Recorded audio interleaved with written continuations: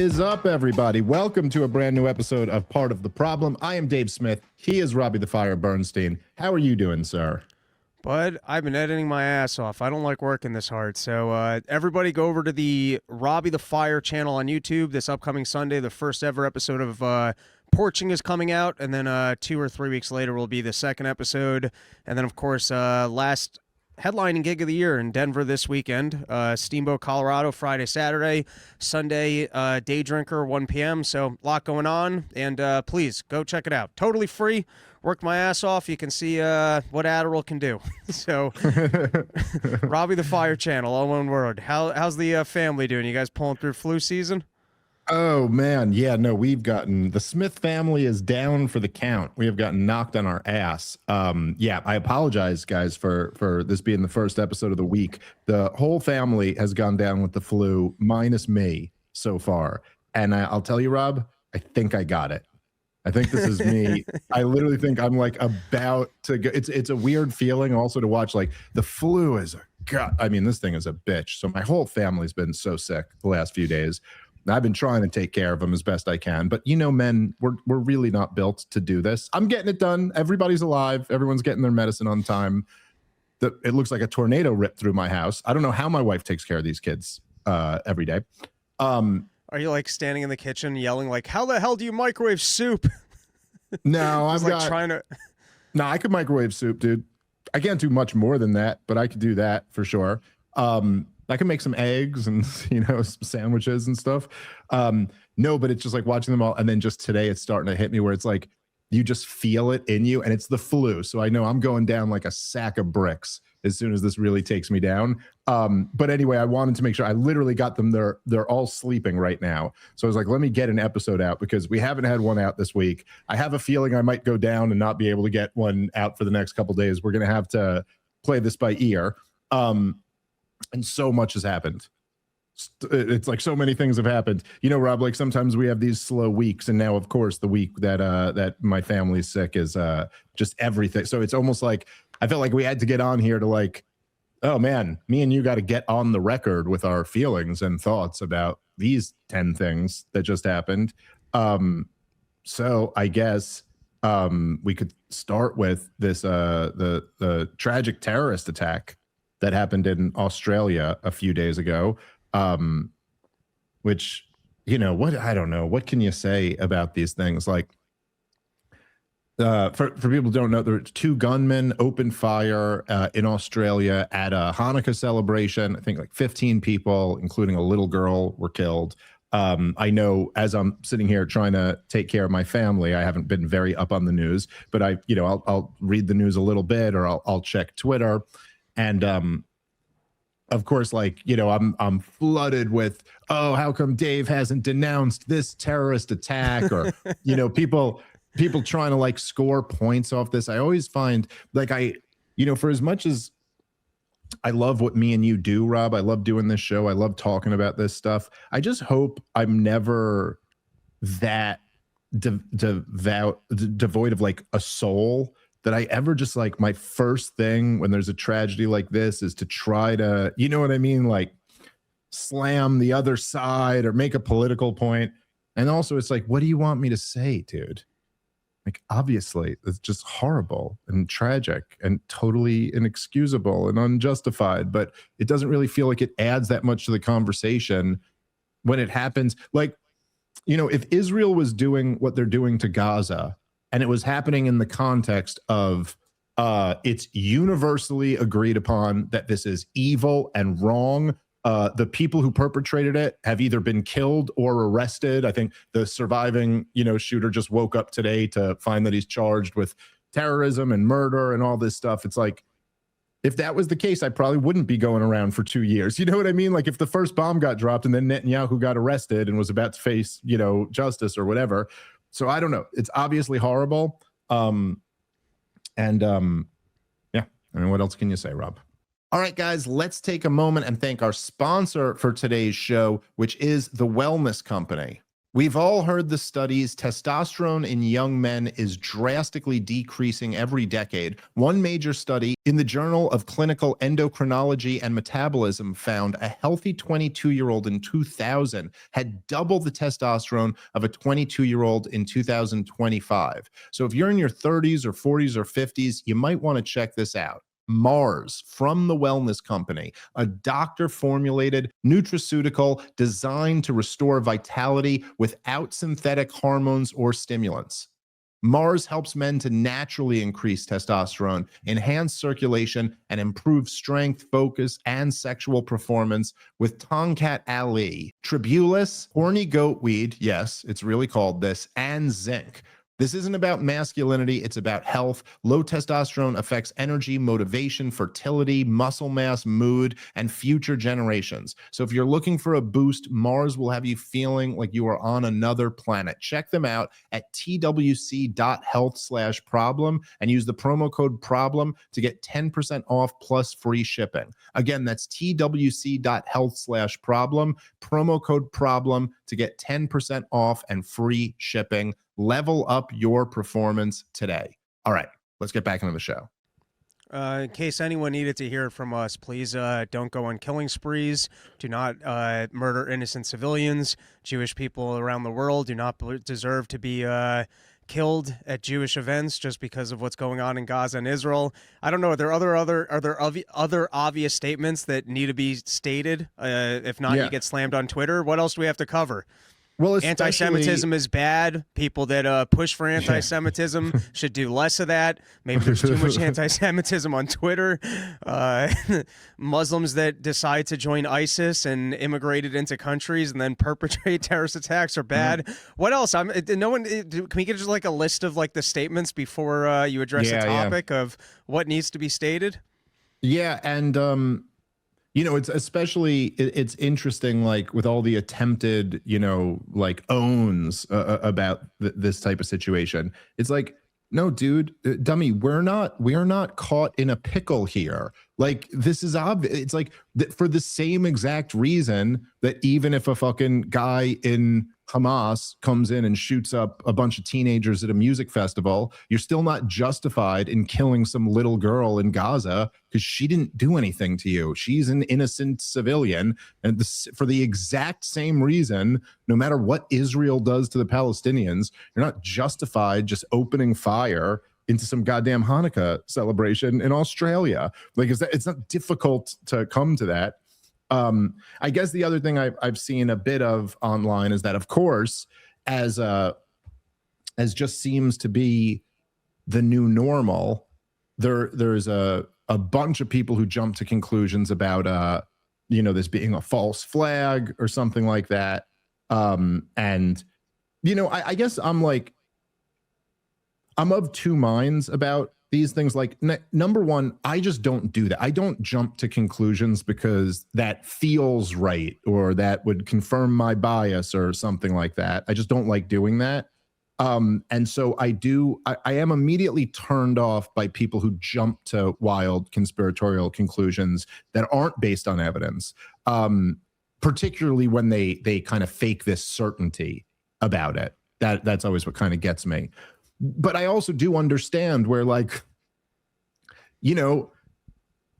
every single institution, the all-encompassing establishment can only get caught doing horrible things, committing awful crimes, and lying through their fucking teeth about it so many times before people just start to assume that every big awful event is another example of them doing that. So it's not like I don't have some sympathy for people on that track, but I would just say that with events like this,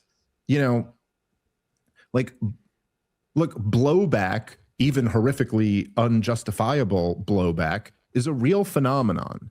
And the CIA are the ones who coined the term blowback, and they didn't coin it because they were trying to come up with a moral political theory or something like that, or talk about when it's justified to use force or retaliate. They did it just for analytic purposes, just to understand what's going on. And I do think that just like for all the people jumping on the conspiracies, it's like, no, dude, like Israel has essentially been, whatever, if you want to call it a genocide, or you want to just say it's not a genocide, but they're just committing mass slaughter and torture and intentionally inflicting starvation upon a captive people. Whatever in the range of things you could describe it as, this has been going on for 2 years. It's broadcast all over the place. And like, there's like 1.5 billion Muslims in the world. They're spread all out in different countries, more so than ever, thanks to recent immigration policy. There's also Jews all around in all these groups. And it's just not that crazy that one of them might just blame the Jews and decide to take out an act of violence on it. Now, I'm not even saying I know that's what the story is here. It seems like that's probably the story. But again, like, just to be clear, like, that can also happen. Not everything has to be an op or an inside job or a false flag. I think it's easy to try and create narratives. There's also a possibility that if nothing happened in Gaza and Israel, there's crazy individuals out there. There are people that gravitate towards ISIS. There's people that gravitate towards anti-Semitism, people that engage in mass shootings. There's a bit of a problem with the narrative here in that it's a bit of a chicken and egg vicious cycle where Jews can point to this and go, you see, this is exactly the Muslim extremist anti-Semitism, and that's why we have to behave in the way that we do, and you guys are lucky that we're here doing this. And then other people being able to say, no, this is only a reaction to what you're doing. You know what I mean? Like, you can easily like try and point to either narrative and then say, well, which one came first, like a chicken and egg thing, or this might have just been some crazy Muslim. I guess, no, look, that's certainly the case, right? But people can make the arguments on both sides. And look, I mean, this is the case with the entire Israel-Palestine conflict. Like, each side claims that they're just reacting to the other side, right? So like, Israel will always say, well, look, October 7th. So obviously we had to do all this. But then like somebody who's a Palestinian activist could easily say, yeah, but look at this brutal occupation. So obviously we had to do this, or obviously that's why everyone needs to go watch Planet of the Apes. It's just the fear of other. Well, but look, I mean, it's hard for me. And I think this was something I always like, just kind of the more I started reading about the Israel-Palestine conflict, is that even though both sides can do that, it does just seem to me that one side obviously has a superior claim to that, because like, you could change. It's like, yes, dude, the destruction of Gaza, you could say, was a reaction to October 7th, which was a reaction to the 60-year occupation, which was a reaction to the 1967 war, which was a reaction to Egypt amassing its troops on Israel's borders, which was a reaction to Israel's war 10 years earlier with Egypt, which was a reaction to, like, you could go all the, which was a reaction to, which was a reaction to, which was a reaction to, which was a reaction to a bunch of Eastern Europeans deciding that they were going to create a Jewish state in the middle of Arab land, and in the process of that, ethnically cleansed like 750,000 of them out of their land. That's kind of the real story. You know what I mean? Like, it's hard to not look at that on paper and go, no, this one is clear. And likewise, it's like the problem. I know people will say, oh, look at the Barbary Wars or something like that. Or they'll point to like Islamic like conquest from like 2,000 years ago, but there's no straight line from any of that to the issues that we're dealing with today. And the fact is that America was largely popular in the Middle East. The West was not as hated. We were dealing with this most recent iteration of this terrorism problem in the same way that the English dealt with the terrorism problem when they tried to dominate the Irish, in the same way that the Native Americans violently resisted the Europeans taking over the continent. Slaves violently resisted slavery. I just think it's like kind of, now look, I'm not saying that's exactly the case in a thing like Australia, but I do think that, like, to your point, yes, it's true. There could be crazy people, and there could be crazy people who would even do this or something like this. But you drastically increase the likelihood of that. You drastically increase how easy it is to recruit people. Like, there's, as Scott Horton always likes to talk about the story, right? Muhammad Atta, it was like Israel like attacked Lebanon, and he signed up with Osama bin Laden a week later, because they killed like a bunch of kids in their attack. It's like, that is, like it or not, this is why I bring up the CIA point. This is just analysis. Like it or not, when you slaughter a bunch of innocent people, that is the type of thing who some men will see, and they will decide they're going to go slaughter some innocent people. It doesn't justify it at all, but it is kind of a tendency of human nature. And even though we do it with our big sophisticated governments, at the same time, it's kind of the same justification, right? Like Israel is like, hey, you did October 7th, so we're going to go slaughter a whole bunch of innocent people in the process of our response to that. And that feels a little bit different when you just go out and target them. You're not even hiding behind the pretense of like a military operation, but at the same time, in effect, it's the same thing. In intention, it's the same thing. The grieving, families of these poor 15 families in Australia, they're experiencing the exact same thing that a whole bunch of mothers and fathers and brothers and sisters and grandmothers and grandfathers in Gaza have experienced over the last 2 years. None of it's good. All right. Can we move on from that? Did we mention that we're against it, Rob? Yes. Don't kill innocent civilians and don't engage in anti-Semitism. Yeah. Yeah. Well, look, I mean, I guess I saw Piers Morgan had some. And by the way, and that's not to the exclusion of other things that you shouldn't do, just in case someone reads that as an endorsement of something I forgot on the list. Well, I saw Piers, which was interesting to me, because Piers Morgan, he's played an interesting role in this whole thing. But I saw he had a post that a lot of people were really flipping out about, but where he basically just said that the actions of the Israeli government have made Jews all over the world less safe. And people are really jumping on him and saying that that's some type of blaming the victim type thing. But it's not blaming the victim. He wasn't blaming Jews everywhere who are less safe over that. I think it's an undeniable, accurate statement. Go ahead. I think since the beginning of what's happened in Gaza, people have tried, in my opinion, and in your opinion as well, to pretend that the only reason why people object to it is because of anti-Semitism. And you and I have argued, no, you're not allowed to do this, and this is going to cause anti-Semitism. And it seems like Piers Morgan is making a similar statement there that, hey, what you guys are doing is so horrible. It's inciting people to this, and let's not pretend like this is just raw anti-Semitism.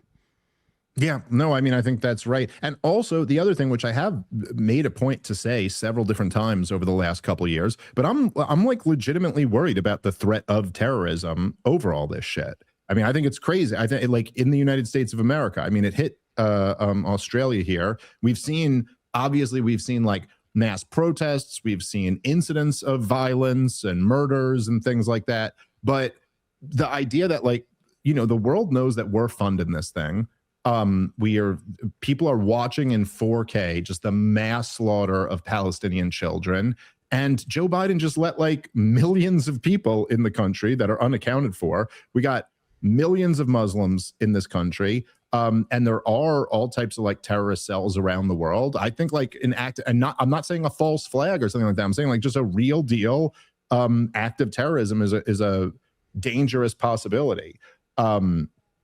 And those are part of the costs. As the great Pat Buchanan said, terrorism is the price of empire. And that's essentially what it is. You think you could just dominate people. Again, like, if you just think about it, like in life, in any way, like just using like your own human experience and intuition, like you think you could totally dominate anyone in your life and like there's no repercussions for that? You think you could just like if you just wanted to dominate your child or your girlfriend or your elderly father or whoever, I think there's not going to be like any problems. That's not usually how human beings work. Anyway.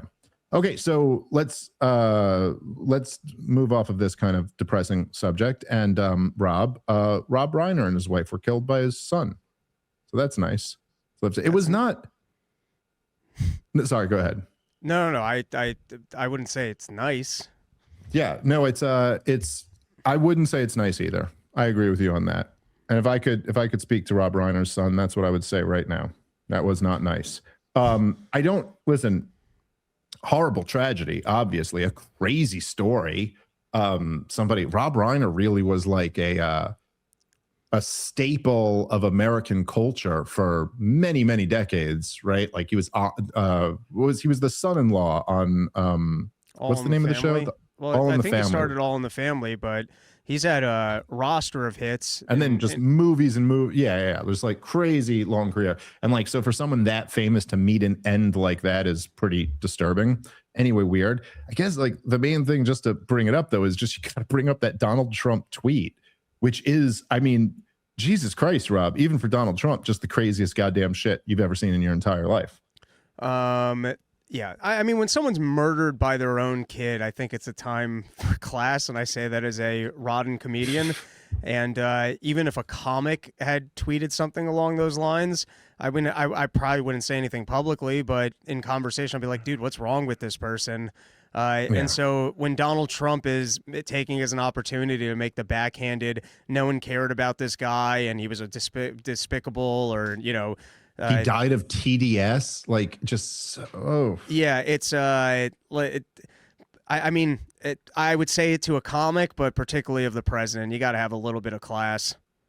It's really wild, dude, and it also, I don't know, it just showed something about how out of touch Donald Trump is. Where it's just like, wait, what, dude? You thought in this situation that joke would land? Like, that's just so bizarre. And again, it does. Look, man. I mean, I'll tell you. I got a pretty thick skin for criticisms of myself on, you know, online or whatever. You know, if you're in this business, you're going to take a lot of, you know, different types of, you know, criticism, and sure, that's fine.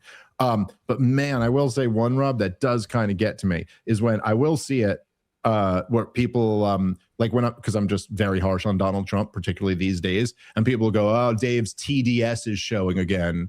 Like, yeah, oh yeah, it's my Trump derangement syndrome, Rob. And it's unbelievable because it's like, you motherfuckers. First of all, nobody has been fairer to Donald Trump than me.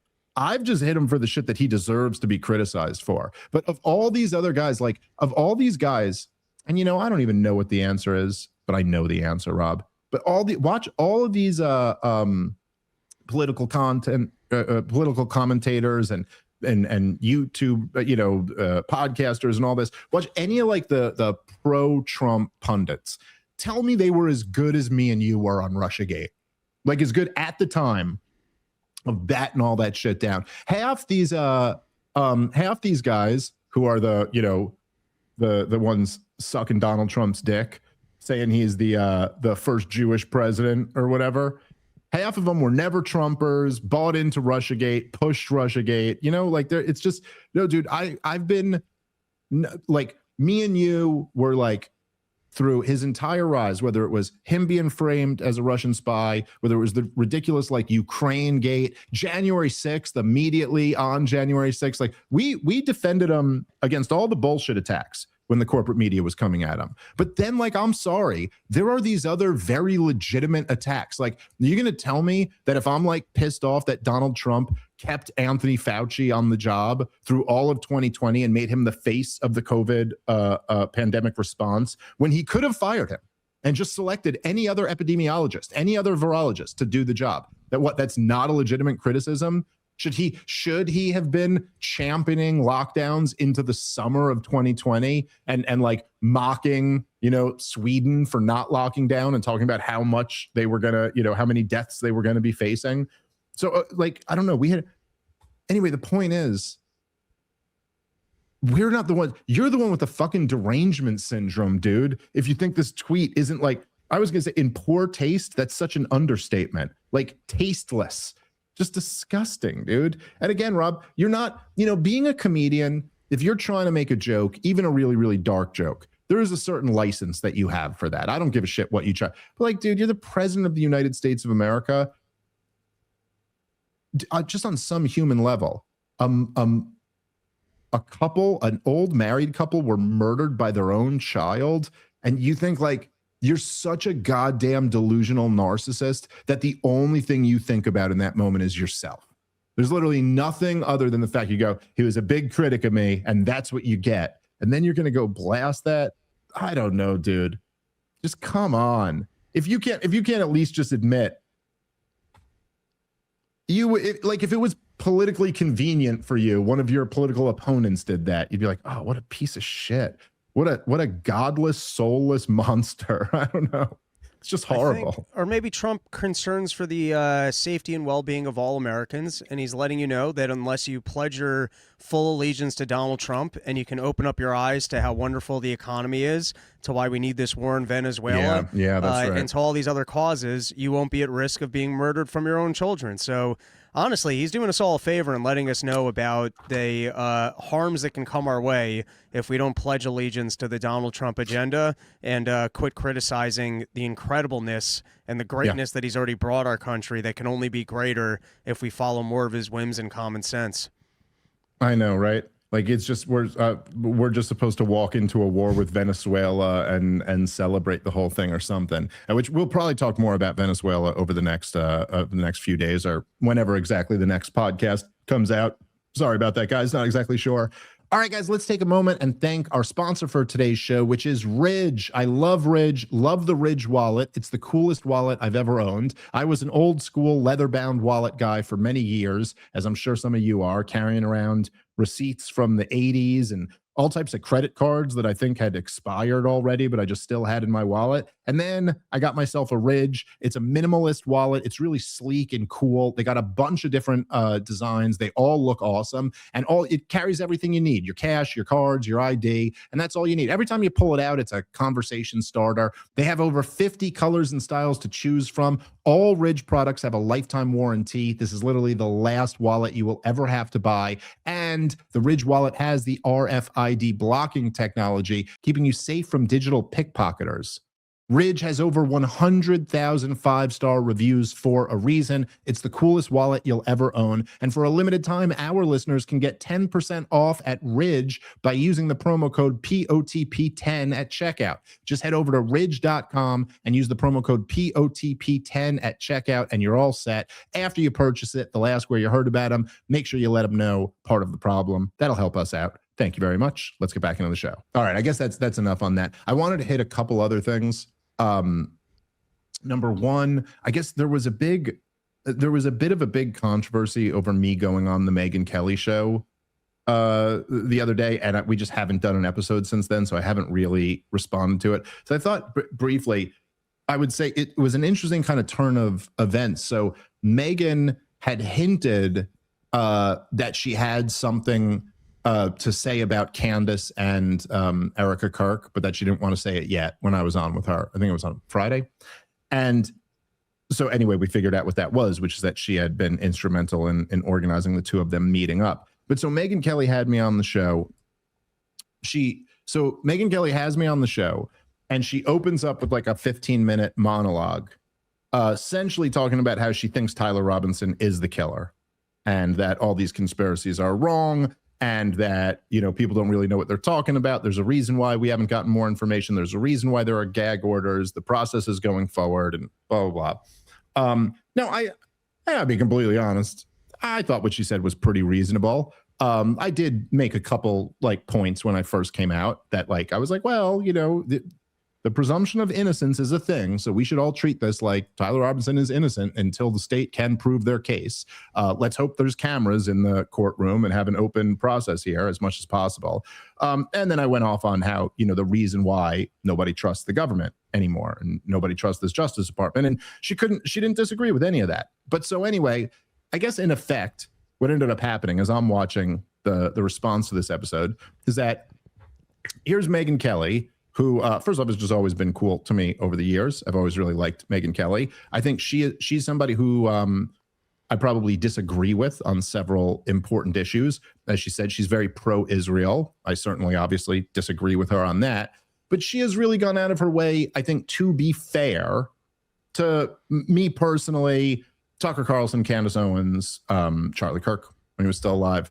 And, of course, anyway, so I really like Megyn. I thought, and I didn't think there was anything too unreasonable that she said in that interview. But so what ends up happening, Rob, as you've probably seen this dynamic before, the whole Zionist half of her, the whole Israel lobby flips out that she's having me on. So she's taken a ton of shit from them just for hosting me. Like even before the episode was out, when she just tweeted that she's having me on today, all the, usual suspects are out there. How could you platform self-hating Jew, blah, blah, blah, whatever.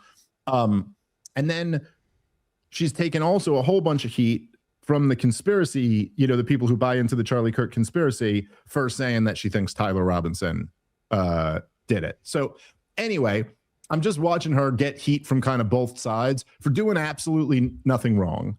And I think so I did want to just say, Megyn Kelly's cool. You guys are out of your mind. Like, even you guys who, like, I'd say at least to the people more on my broadly speaking side of this, like, even if you think Israel killed Charlie Kirk or you think there's some crazy conspiracy involved here, okay, Megyn Kelly's still the one who hosted Charlie Kirk and had that amazing show where they both talked about all the pressure he was under and all that shit. So, like, just in the grander scheme of this game, give her a break. There's a lot of people who are really shitty. She's kind of gone out of her way to be at least fair. I don't know. Thought I would just say something like that. I like Megyn Kelly. I side with her against the horde. Sorry, yeah, just wanted to get that out. People, you're one of these characters that people like to censor and then criticize for being platformed, which obviously I don't think you have any views that should be censored. And it's a ridiculous game. Hey, don't talk to that person. There's did you know this, Rob? Because I wanted to see. So Josh Hammer, I ended up trashing Josh Hammer when I was on the show, and then I did see that clip, and he fully deserves it. Yes, well, so he's easy to trash, and then I didn't know she was gonna enjoy it as much as I did, but then she got in there and started trashing him too. And he referred to me as he made a response. I haven't watched it, but someone just sent me this. Oh no, I'm sorry, I did watch this. Someone sent me the clip, but then they also sent me the quotes. He called me.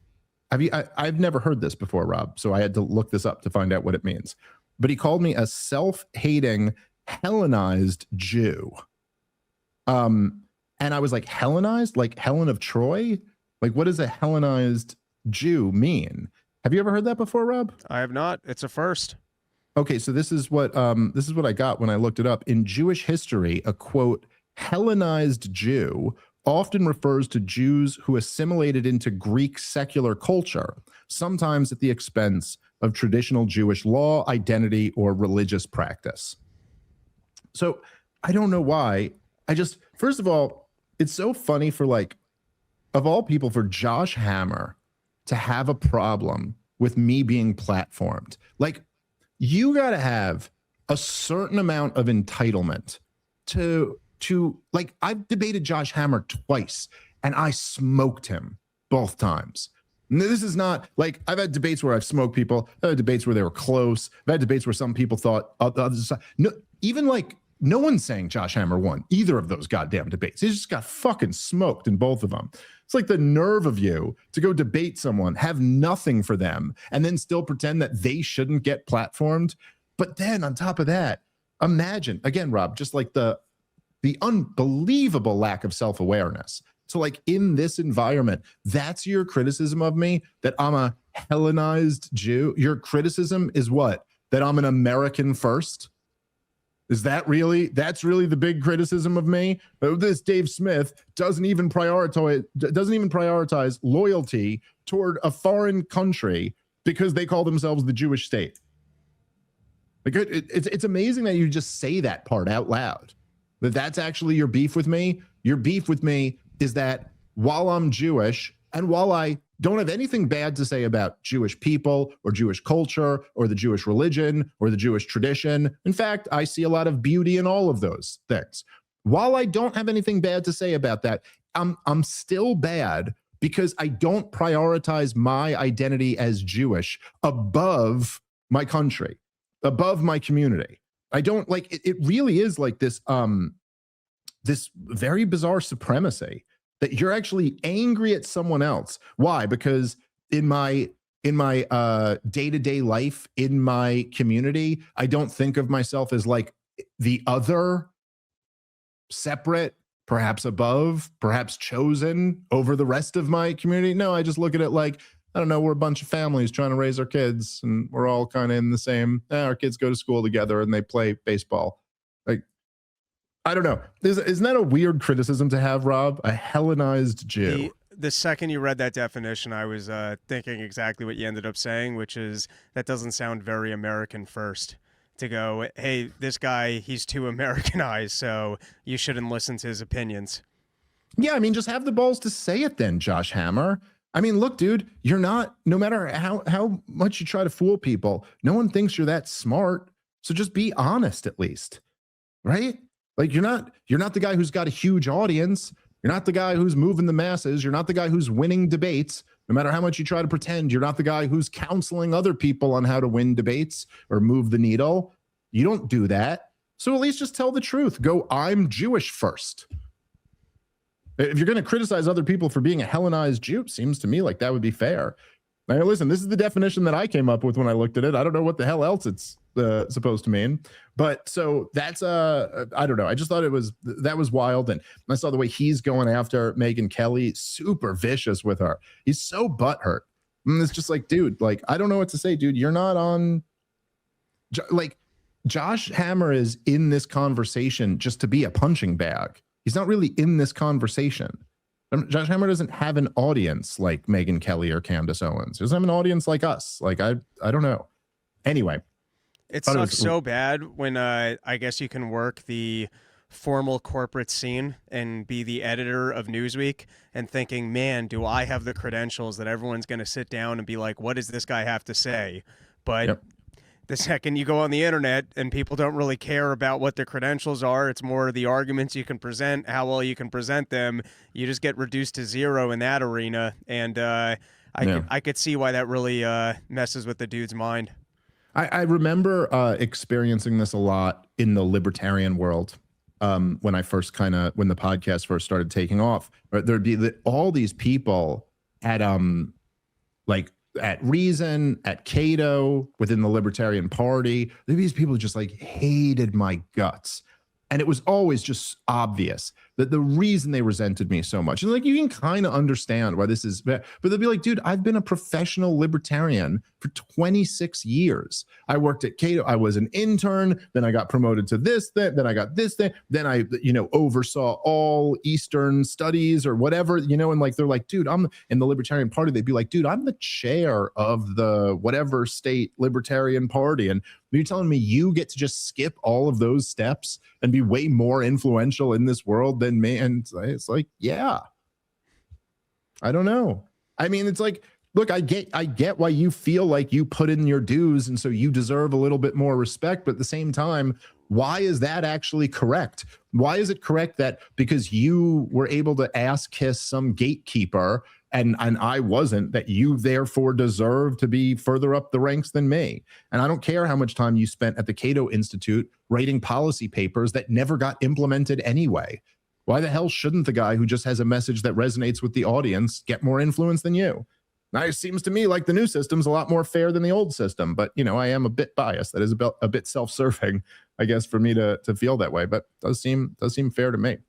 All right, guys, let's take a moment and thank our sponsor for today's show, which is Express VPN. Going online without Express VPN is like driving a car without insurance. You might be a great driver, but with all the crazy people on the road these days, why would you take that risk? Every time you connect to an encrypted network in cafes, hotels, airports, etc., your online data is not secure. Any hacker on the same network can gain access to and steal your personal data, passwords, bank logins, credit cards, etc. And your data is valuable. Hackers can make up to $1,000 per person selling personal info on the dark web. But with ExpressVPN, you're totally secure. It would take a hacker with a supercomputer over 1 billion years to get past the ExpressVPN's encryption. It's very easy to use. It works on all devices, phones, laptops, tablets, and more, so you can stay secure on the go. ExpressVPN is rated #1 by top tech reviewers like CNET and The Verge. Secure your online data today by visiting expressvpn.com/problem. That's expressvpn.com/problem to find out how you can get up to 4 extra months for free. expressvpn.com/problem.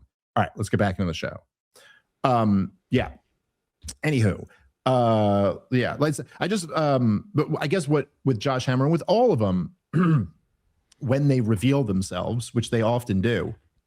What's always crazy to me about it is just the like this narcissism. I get just the chutzpah, Rob, the chutzpah of like thinking that you're in a position to get to dictate who Megyn Kelly has on her show. You know, like Megyn Kelly. Look, I mean, I'm somebody at this point. Whatever, like we got a pretty big show. We got, I don't even know how many, but we got several 100,000 subscribers on YouTube, and we get good views on Spotify and Rumble and wherever. You know, I'm on Rogan and Tucker and Candace and PBD and Tim Pool, and I'm on all like the biggest like political shows. It's like Megyn Kelly wants to have me on. Oh, but Josh Hammer objects? Well, who the fuck are you, son? Sit down. You're not in that realm. You're not in the top tier of people who like have the biggest audiences, who are the most relevant in this fucking space. You're some dude. You're some dude. Like literally, you're known because you were in the room with Charlie Kirk and I smoked you twice in a debate. That's why people know who you are. That's it. It's some job at Newsweek. Nobody cares. Anyway, it's like we respect that about as much as like a conservative would be like, oh, this guy had a job at Planned Parenthood. This guy was, you know, appointed by Obama to be the board of green energy for some department. Like, oh, okay, that don't impress none of us. Anyway, all right, let's move on to play some of these clips of Donald Trump the other day, which this really was quite a spectacle, huh, Rob? So Donald Trump, we've got him with Miriam Adelson, his biggest donor. And a few more, one with Mark Levin. Let's play in no particular order. I think we got 3 clips here. Let's play these and go through it. As president of the United States, I will always support Jewish Americans, and I will always be a friend and a champion to the Jewish people. I have been. And I will say, you know, if you go back 10, 12, 15 years ago at the most, the strongest lobby in Washington was the Jewish lobby. It was Israel. That's no longer true.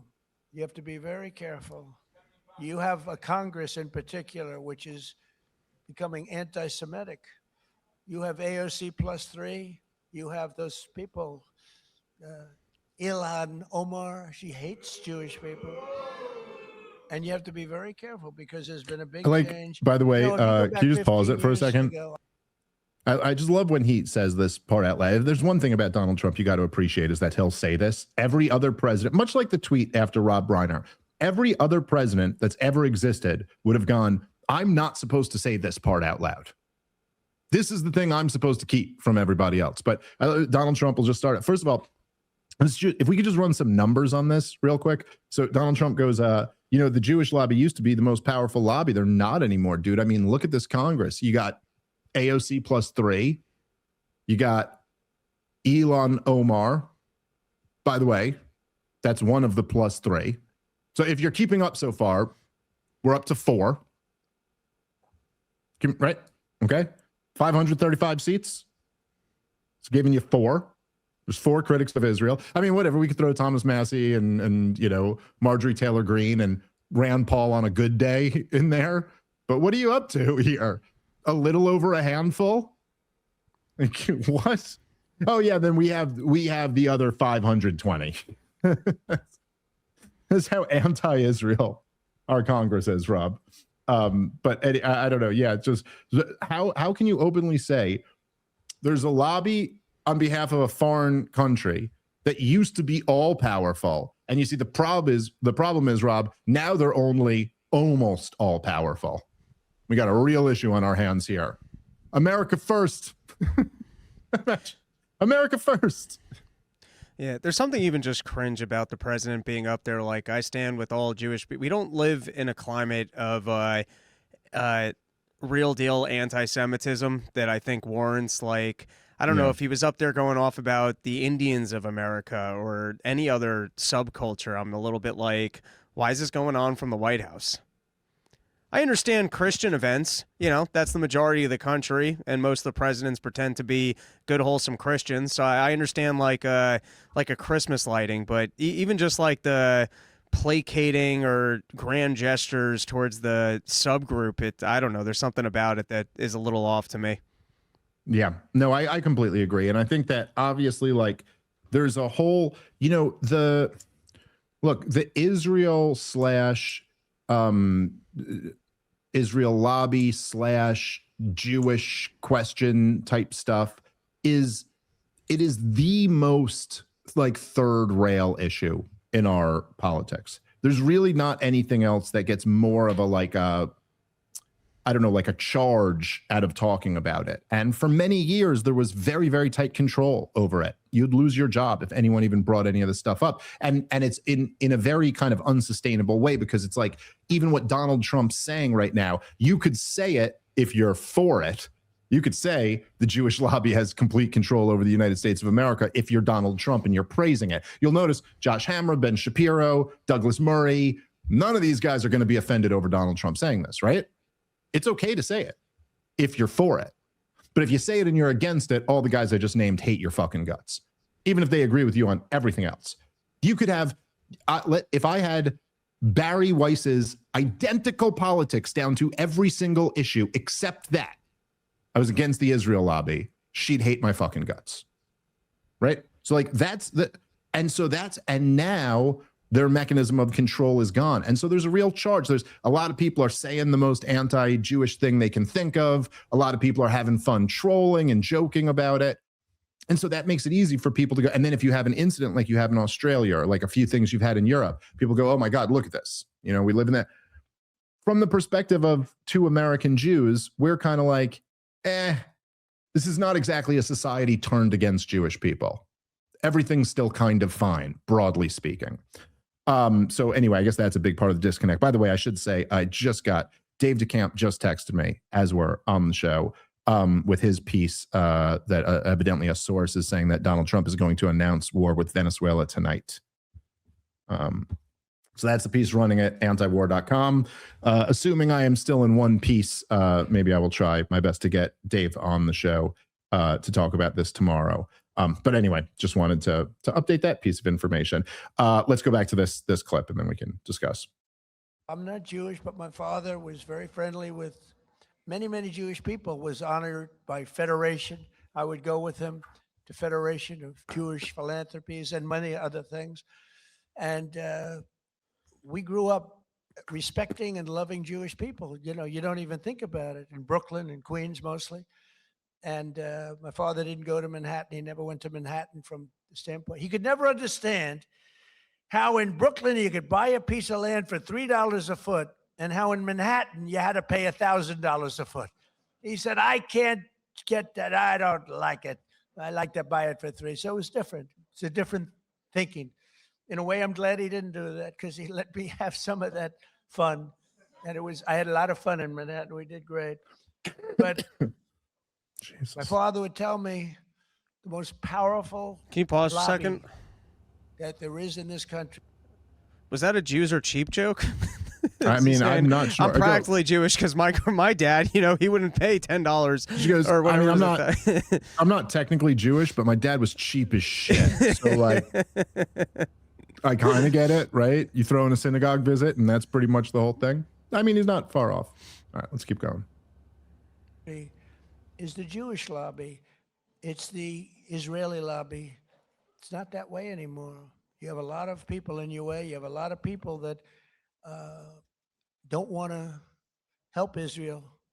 You have a lot of people in Congress that don't like Israel. You have a lot of people in Congress that, in a way, I think, Mike, we could say it, right? You're there. You're doing an amazing job, Mike Lawler. They hate Israel. They hate Israel. And if you would have told me 15 years ago that was possible, Jason, I would have said, there's no way. There's no way that's possible. But it's happening. And obviously, it's getting progressively worse. Less so in the Senate, but the Senate's starting also. You get glimmers, when I'm in the back rooms talking to people, you get glimmers of statements that you say, whoa, where did that come from?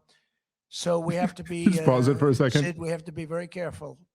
But you get glimmers of statements. Like, where'd that come from? Like, the statements are probably like, yeah, they sure are killing a lot of kids with those weapons we just gave them. You're like, yo, dude, easy on the Jew hatred. Anyway, whatever. I mean, that's the essence of the clip there. But Donald Trump just openly being like, it's just too wild. You can't even believe he says it out loud. And he's like, look, dude, there's this foreign lobby used to control us. And now it's, I mean, obviously policy-wise, it's still controlling us. But like, there's dissent. Rob, for the first time, there's dissent over this. Now, who the hell believes that? Who would possibly think that the most powerful lobby in the country, in Donald Trump's words, being a lobby of a foreign government is a good thing?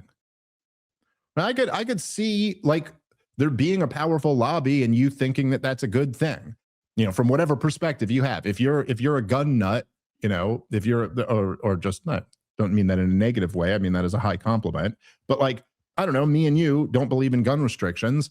So like if there was, I mean, the NRA is not the best example, but if the NRA, let's just say, was a little bit better than they are, and let's say they were the most powerful group, you go, yeah, but I think that's good because they're protecting the Second Amendment or something like that. Or even if you're like whatever, if you're pro-choice and there was a pro-choice lobby and you were happy that they were the most powerful lobby, at least that's coherent, But even if you support a foreign government, you should never want their lobby to be the most powerful lobby, because obviously, even in any example, take any friendly government, Britain or something like that, okay, well, you may be like, hey, we should work with them, we should support them, they're a strong ally, but you would never say, Rob, that there couldn't possibly be a situation where our interests diverge.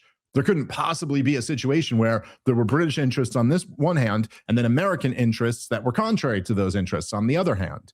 And so you wouldn't want a lobby just dedicated to supporting the UK to be the number one lobby, right? Am I missing something here? All right, guys, let's take a moment and thank our sponsor for today's show, which is Proton Drive. If you are tired of big tech snooping through your files, switch to Proton Drive. It's end-to-end encrypted cloud storage, trusted by over 100 million people worldwide, so only you can access your photos, work, and personal files. It's free to sign up, and it supports our show when you do. Proton Drive lets you back up, organize, and share files securely without anyone, not even Proton, being able to read them. It's like Google Drive, but fully private and based in Switzerland, where your rights are protected by some of the world's strongest privacy laws. From photos to docs to creative projects, Proton Drive keeps everything safe with end-to-end encryption, no ads, no AI training, and no data leaks. And the best part, it's free to start. So head on over to proton.me/Dave Smith to sign up today. That's proton.me/Dave Smith. All right, let's get back into the show. I think you're muted. I said, checks out to me. That's definitely a fair argument. There's no reason why a foreign government should be the number one lobby in the United States of America. Yeah, really. All right, let's move to the next clip of Donald Trump here, because there's a couple other good ones. Miriam, Adelson. You want to come up, Miriam? Come up here, Miriam. Miriam gave my campaign indirectly and directly $250 million. She was number one. When somebody can give you $250 million, I think that we should give her the opportunity to say hello. And Miriam, make it quick, because $250 million is not what it used to be. All right, you can go first, but yeah, that needs a pause. Go ahead. You go ahead. Well, all right. I mean, this is just my nerd in me, but the fact that even he's going to admit inflation and that $250 million isn't what it used to be, so you can talk just not that long. I thought that was incredible. But then also just hey, you can buy a ticket to come speak at the White House. It's one of those things that's not supposed to be said out loud. Hey, if someone gives me this much money, then yes, I will publicly show you that you can buy influence the United States of America. Now, please take the stage and take your bow for having spent money purchasing influence.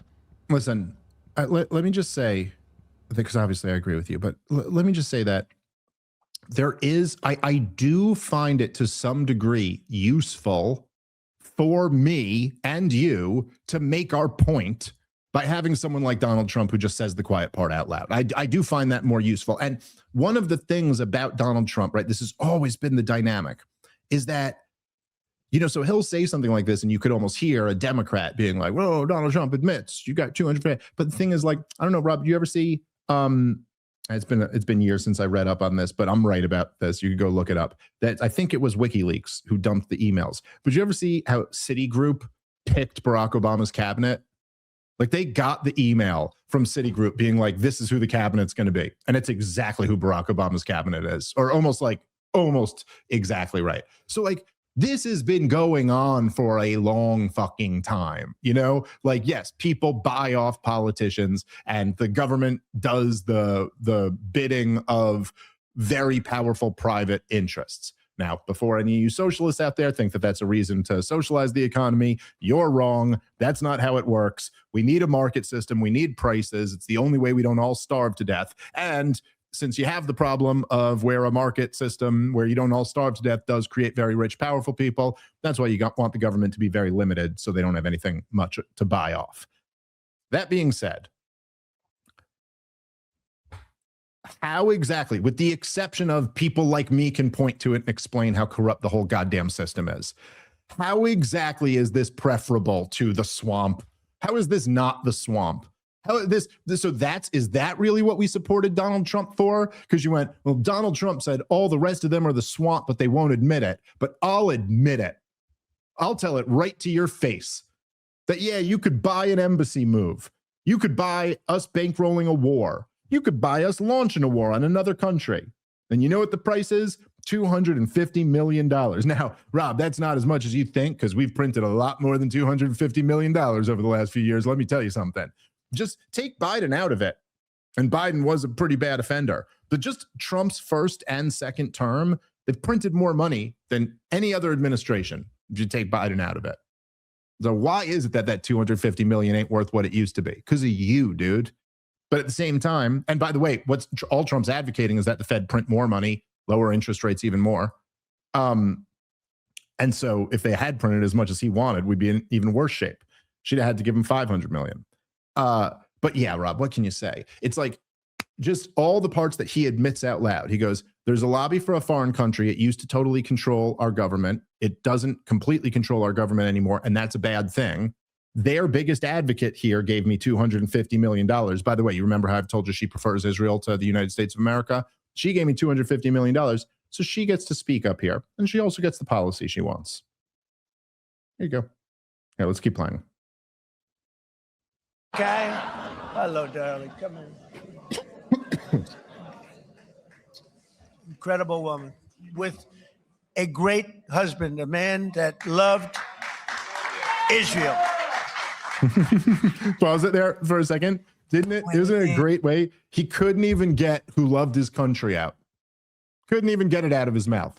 And I had to go, a great man who loved Israel. That's right. Sheldon Richman, her late husband, is on tape. You could find this. He said that his biggest regret in life was that he wore the U.S. military uniform and not the IDF uniform. Great man who loved Israel. Let's keep playing.